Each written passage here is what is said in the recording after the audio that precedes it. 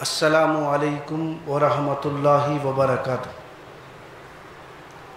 الحمدللہ الذی لم یتخذ ولدا ولم یکن لہ شریک فی الملک ولم یکن لہ ولی من الذل وکبرہ تکبیرا۔ اللہ اکبر۔ اشہد ان لا الہ الا اللہ واشہد ان محمدا عبدہ ورسولہ، اما بعد۔ قال اللہ تبارک و تعالی فی القرآن المجید: اعوذ باللہ من الشیطان الرجیم، بسم اللہ الرحمن الرحیم۔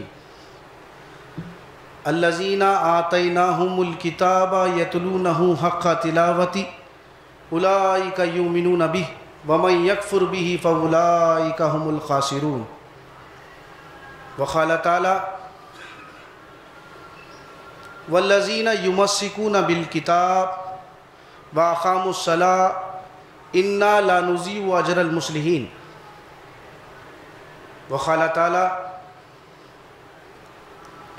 خذوا ما آتیناکم بقوۃ واذکروا ما فیہ لعلکم تتقون۔ محترم سامعین کرام، 3 آیتیں میں مختلف مقامات سے پڑھا ہوں قرآن مجید کی۔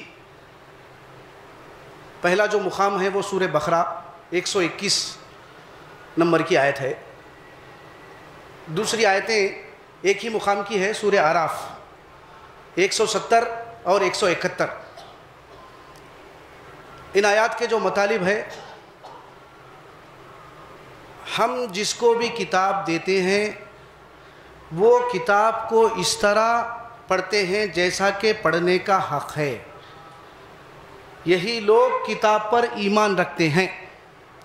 وَمَن يَكْفُرْ بِهِ، اور جو اس کا انکار کرتے ہیں، کفر کرتے ہیں اس کے ساتھ، یعنی جیسا پڑھنے کا حق ہے ویسا نہیں پڑھتے، تو یہ اس کی ضد کیا ہے؟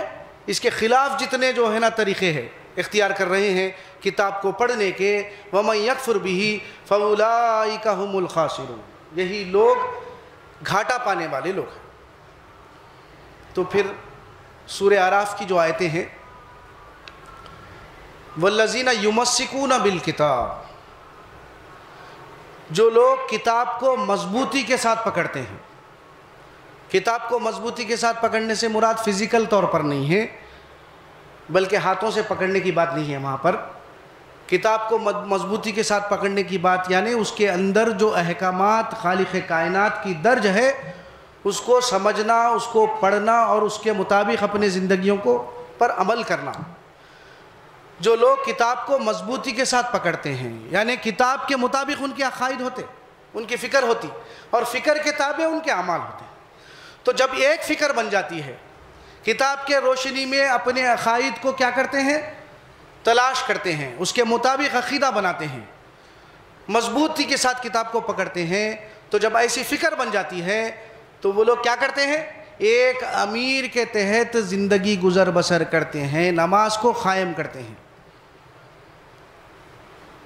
تو پھر ایسا اصلاح کرنے والوں کا اجر ہم ضائع نہیں کرتے، اللہ رب العالمین کی گارنٹی ہے۔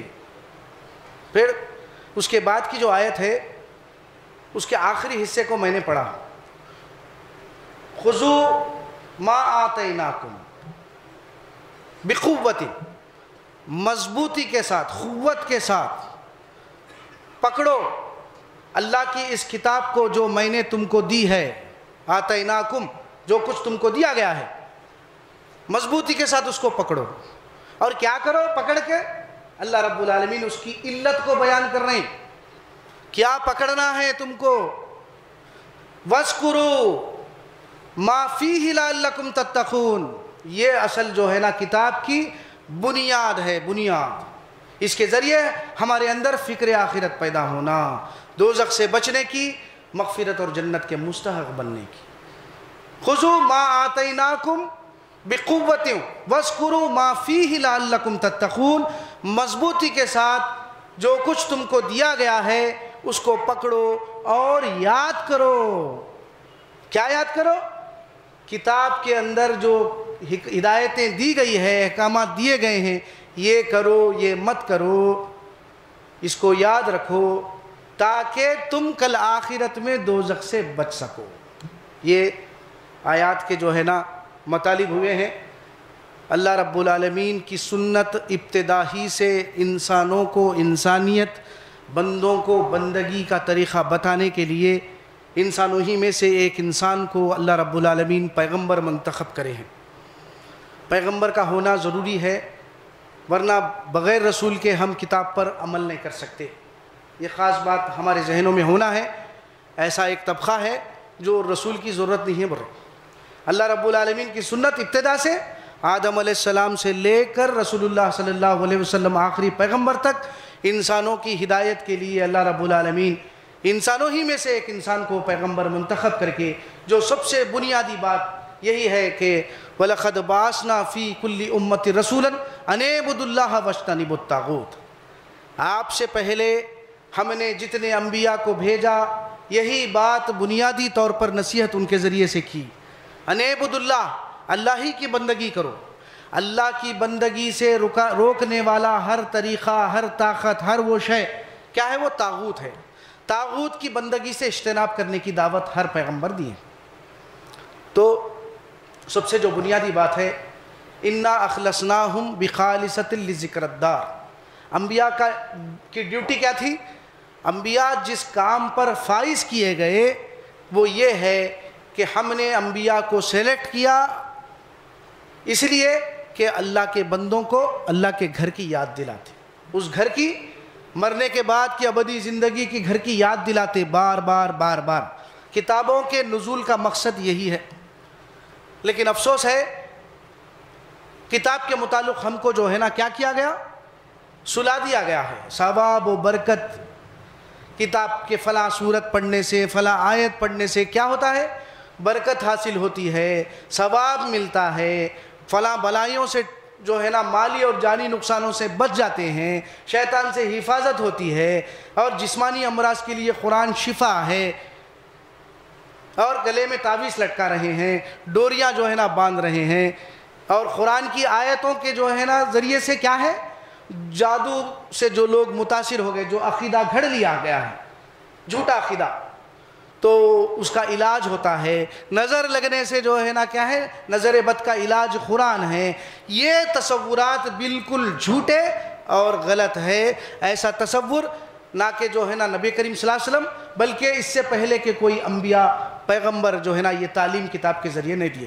یہ بات کو پہلے ہم بٹھانا، کتاب کو نزول کے مقصد کو کیا ہے ہم کو ذہن میں بٹھانا۔ اللہ ماشاءاللہ ہمارے رہبر، ہمارے رہنما ہم کو کیا کریں؟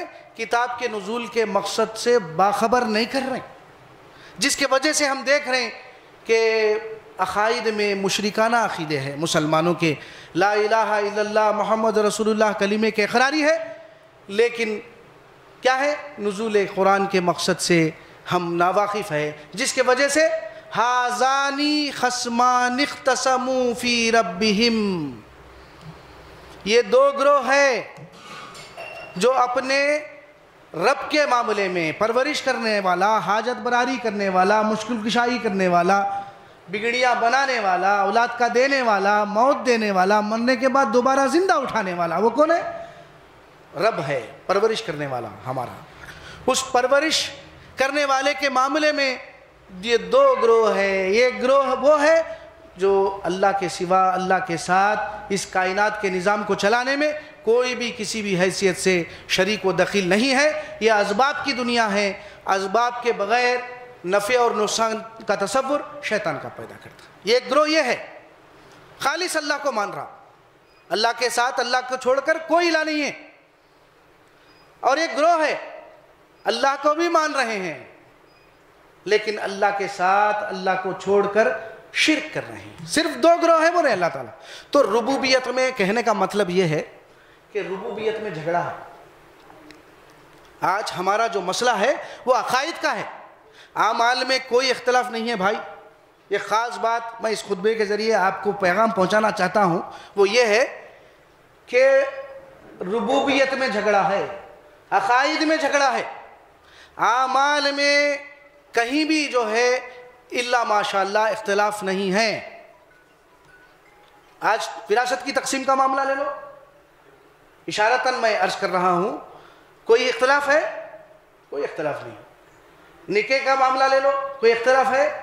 نمازوں کا معاملہ لے لو، رکوعات ہے جو ہے نا، رکعتیں ہیں، اور کتنے جو ہے نا اوقات کی نماز ہے اور رکعتیں ہیں، کون سی جو ہے نا رکعت میں کیا پڑھنا ہے، ضمی سورہ ہے، سورہ فاتحہ ہے، اس کے بعد ضمی سورہ ہے، اور رکوع اور سجدے میں جو کلمات ہیں ہم ادا کر رہے ہیں، کئی اختلاف ہے؟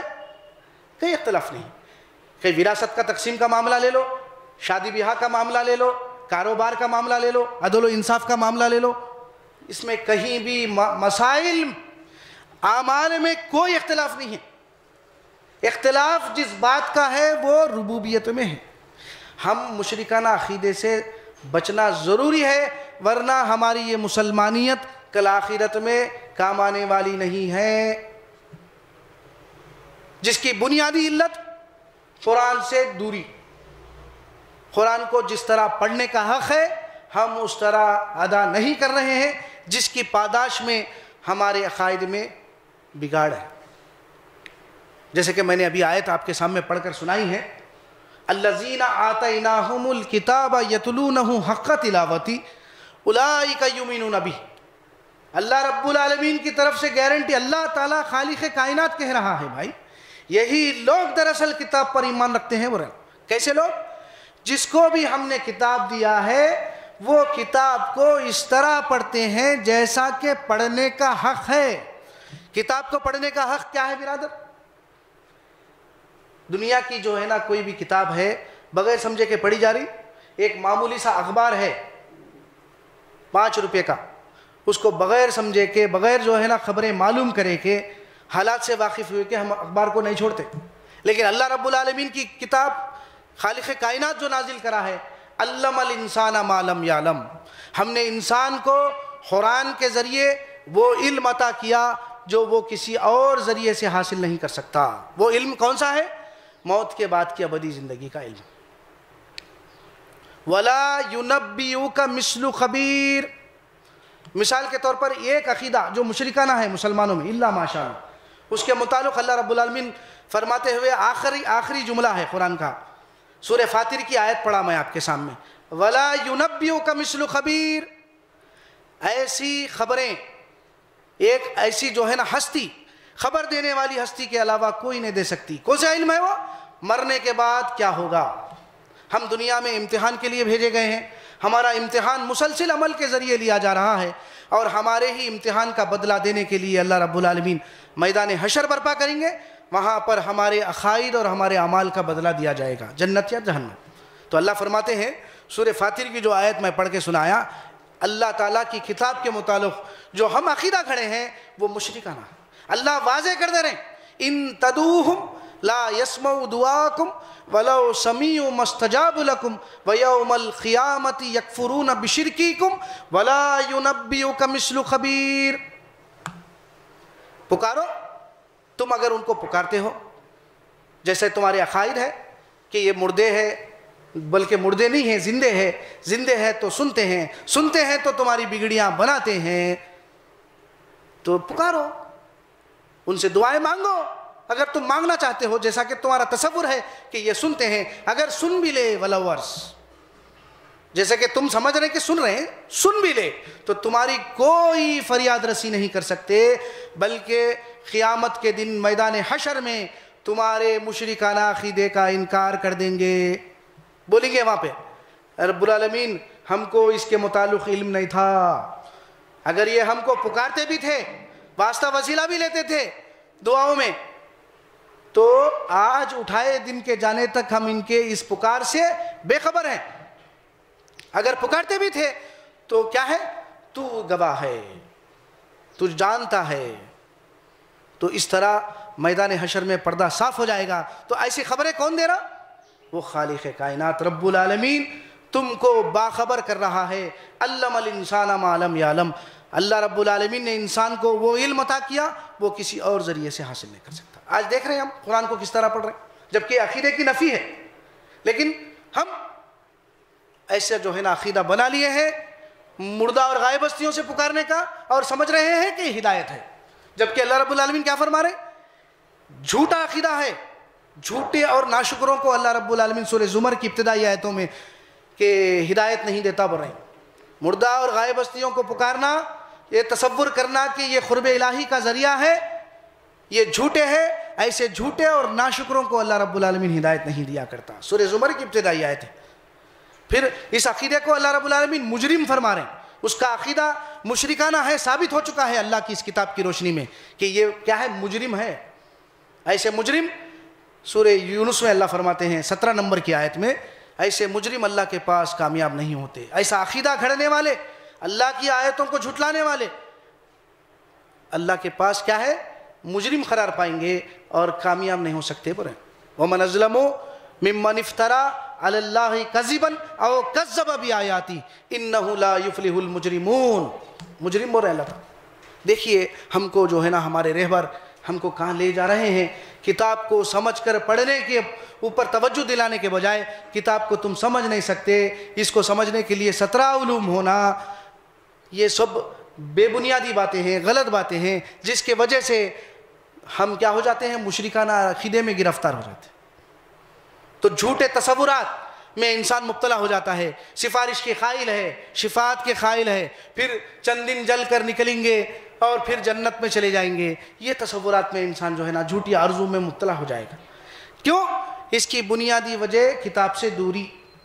کتاب کو جس طرح پڑھنے کا حق ہے اس طرح ہم نہیں پڑھ رہے ہیں، تو اللہ فرماتے ہیں وَمَن يَكْفُرْ بِهِ فَأُولَٰئِكَ هُمُ الْخَاسِرُونَ۔ کتاب کے نزول کا مقصد ہدایت ہے، کتاب کے نزول کا مقصد لعلکم تتقون۔ اس کے اندر ایسی ہدایتیں خذوا ما آتیناکم بقوۃ واذکروا ما فیہ لعلکم تتقون، پکڑو مضبوطی کے ساتھ جو چیز تمہاری طرف نازل کی گئی ہے قرآن مجید، اور یاد کرو ان احکامات کو جو اس میں درج کیے گئے ہیں، یہ کرو یہ مت کرو، یہ مشرکانہ عقیدے ہے، اس کو ترک کرو، یہ لا الہ الا اللہ کے خلاف میں ہے، تو تاکہ تم کل آخرت میں دوزخ سے بچو۔ لیکن دوزخ سے بچنے کے سامان کو ثواب و برکت کی کتاب بنا دیے، تو پھر سوچئے جھوٹی آرزو میں مبتلا نہیں ہوگا مسلمان اللہ ماشاء اللہ۔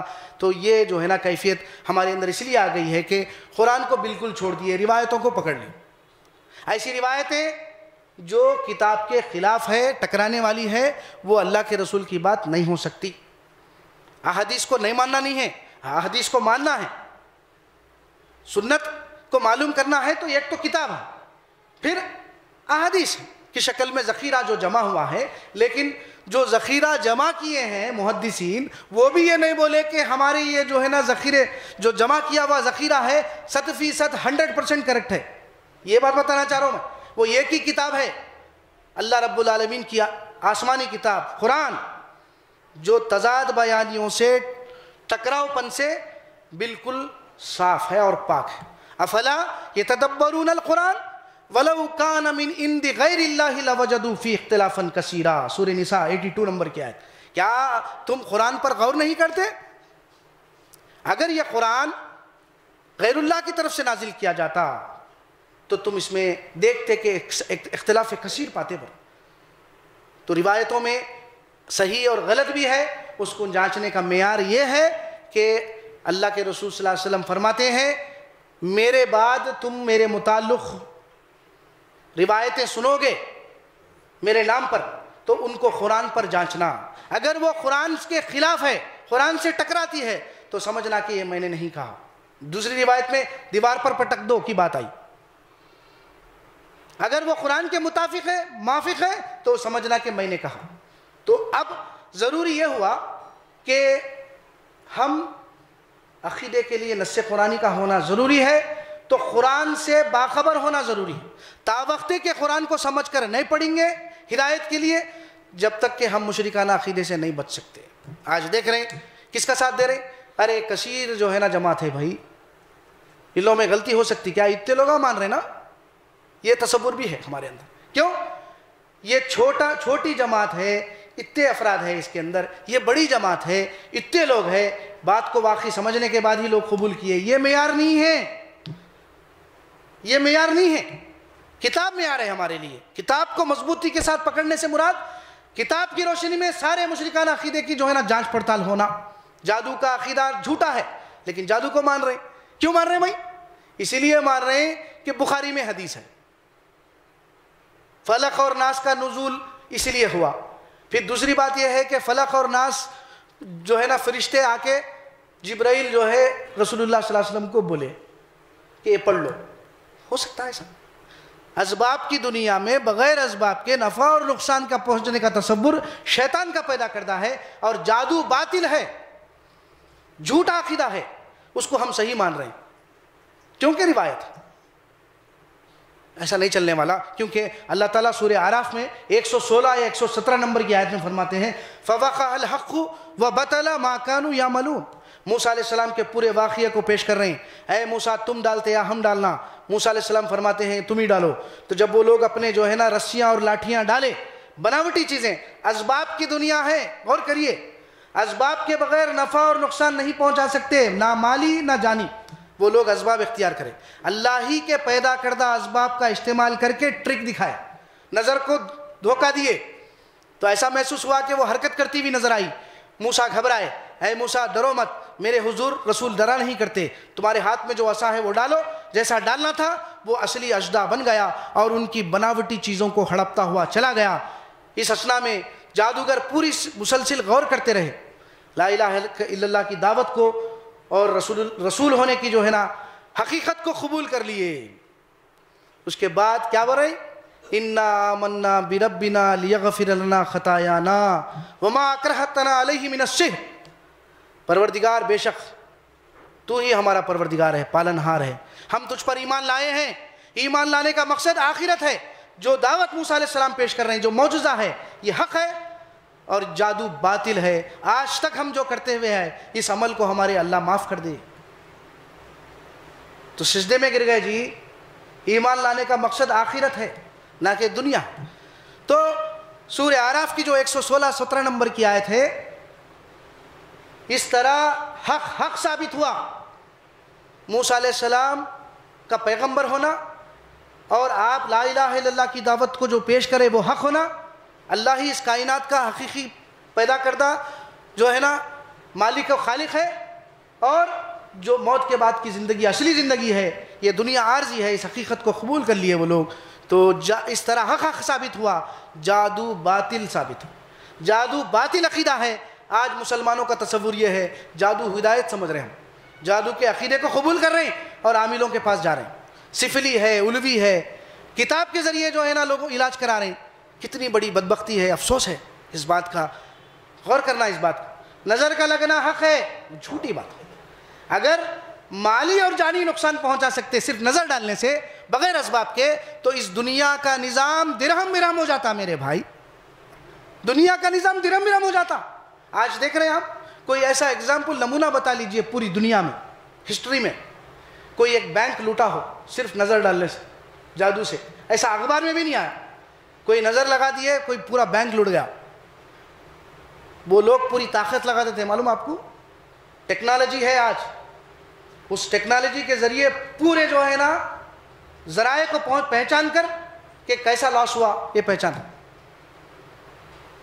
غیر مسلم حضرات اللہ کی اس اسباب کی دنیا پر غور کر کے ایمان میں داخل ہو رہے ہیں, لیکن مسلمان ہیں کہ اللہ سے اپنے تعلق کو راست قائم کرنے کے بجائے ہم مشرکانہ عقیدے میں گرفتار ہیں. سوچئے کیسی ہو سکتی بات.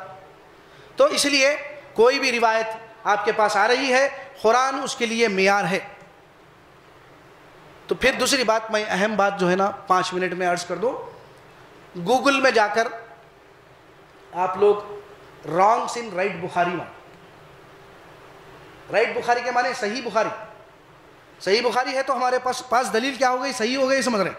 ایسا نہیں ہے. رانگس ان رائٹ بخاری ماری اتنے ایسے جو ہے نا بکواس باتیں ہیں جو اللہ کے رسول کے نام پر منسوب کی گئی ہے, انبیاء کی عصمت کی جو ہے نا خرابی کی گئی ہے, اور قرآن کے خلاف ہے پوری بات. ایک مثال کے طور پر آپ کے سامنے عرض کر دیتا ہوں. یہ اس لیے عرض کرنا ضروری ہے کہ ہمارے دماغیں کھلے, دماغ کھلنا ضروری ہے. ایک روایت میں ہے نبی صلی اللہ علیہ وسلم فرماتے ہیں کہ جو ہے نا صحابی ایک جو ہے نا بیمار تھے, اللہ کے رسول سے فرماتے ہیں کہ اونٹ کا پیشاب پیو.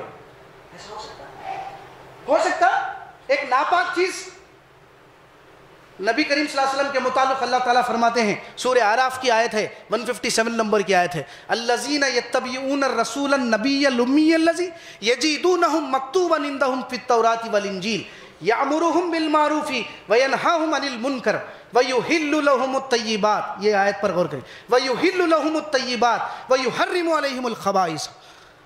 اللہ کے رسول کو اللہ تعالیٰ اس لیے بھیجے نبی امی پر ایمان لاؤ کیونکہ اس کا ذکر تم سنتے ہو تمہاری کتابوں میں، جس کا نام ہے احمد لکھا ہوا۔ وہ آتے ہیں کہ تم کو جو ہے نا جو پاک چیزیں ہیں اللہ نے پاک حلال ٹھہرائے ہیں اس کو حلال ٹھہرائے، ناپاک چیزوں کو حرام ٹھہرائے۔ ناپاک چیز جو حرام ہے اس کو اللہ کے رسول پیشاب پیو بولے، بخاری میں۔ پھر اسی بخاری کی ایک نمبر کے بعد کوئی پیشاب پینے کا ذکر نہیں ہے، وہی روایت صحابی بیمار پڑے، اللہ کے رسول بولے فلاں چیز جو ہے نا دوا علاج کے طور پر کر لو، شہد کی بات ہے کچھ غور کرنا۔ پھر نبی کریم صلی اللہ علیہ وسلم کے متعلق آتا ہے آپ وقت واحد میں 9 بیویوں کے ساتھ ہم بستر کریں ایک رات، آدھے گھنٹے کے وقفے میں، کسی روایت میں 11 ہے، کسی روایت میں 9 بیویوں کے ساتھ بغیر غسل کے۔ ایسی واہیانہ باتیں نبی کریم صلی اللہ علیہ وسلم پر منسوب کر کے ایسی باتیں جو ہے نا صحیح بخاری میں ہیں۔ اب مانتے آپ؟ ارے بخاری نہیں ماننا، بخاری نہیں مانتے آپ، ایسا نہیں ہوتا، ہر چیز مانتے۔ تو غور کرنا، قرآن ٹکرانے والی ہر وہ بات جو ہے نا غیر اللہ کی طرف سے آئی ہوئی ہے، کوئی جو ہے نا انسان نے اس کو لکھی ہے، اللہ کے رسول کی بات نہیں ہو سکتی، عقل بھی قبول نہیں کر رہی نا برادر۔ غور کرنا ان باتوں کو، اور قرآن کو جو ہے نا پڑھیے، سمجھیے، ورنہ کل آخرت میں ہم کو جو ہے نا اللہ رب العالمین پکڑ لیں گے۔ اس کا جو نتیجہ لازمی یہ ہوگا، یہ ثواب و برکتوں کی چکر میں پڑھیں گے تو کتاب سمجھ میں نہیں آئیں گی۔ آپ کی مادری زبان جو اردو ہے یا جس زبان سے آپ واقف ہیں اس زبان میں پلین ٹرانسلیشن اللہ سے دعا کر کے اے رب العالمین مجھے ہدایت بخش، اور اس ہدایت کا تعلق میری عملی زندگی سے ہے اور اس کا تعلق میرے آخرت سے ہے، آخرت کی تباہی سے ہے، دوزخ سے بچنے سے ہے۔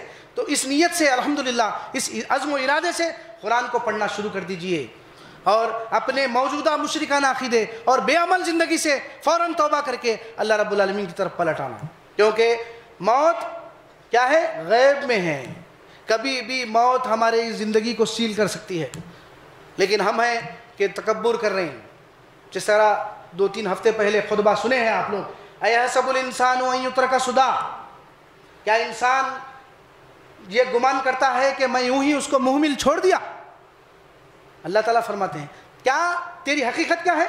الم یکن نطفۃ من منی یمنی ثم کان علقۃ فخلق فسوی فجعل منہ الزوجین الذکر والانثی الیس ذلک بقادر علی ان یحیی الموتى، کہ تیری حیثیت یہ ہے رے کہ تیرے حسن تدبیر کا نتیجہ سمجھ رہا، دنیا دار بنا ہوا ہے اور سمجھ رہا کہ یہ میرے حسن تدبیر کا نتیجہ ہے، اور بے عمل بنا ہوا ہے اور موت کے بعد کی ابدی زندگی سے غفلت میں ہے۔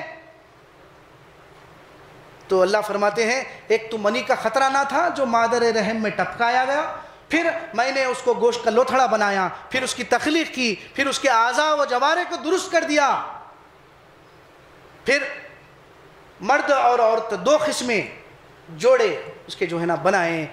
تو کیا میں اس بات پر قادر نہیں ہوں کہ مردوں کو مرنے کے بعد دوبارہ زندہ کرنے پر؟ اس لیے یاد رکھیے آخرت اہمیت کی حامل ہے، غور کرنا۔ الحمدللہ جب اس عقائد پر ہم جم گئے ہیں، ہمارا یہ پلیٹ فارم ہے، تو کیوں نہ ہم اس اجتماعیت سے جڑ جا کے، جمعے کا دن مقرر ہے، خطبہ 2 بجے سے ہے، اور اتوار کے دن درس قرآن ہے 3:30 بجے سے، تو اس میں شریک ہوئیے۔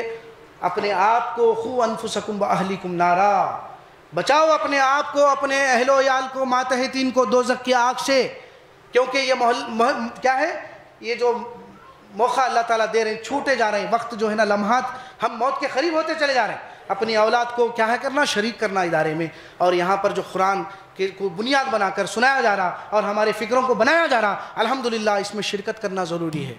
بارک اللہ لی ولکم فی القرآن العظیم ونفعنی وإیاکم بالآیات والذکر الحکیم، الحمدللہ رب العالمین۔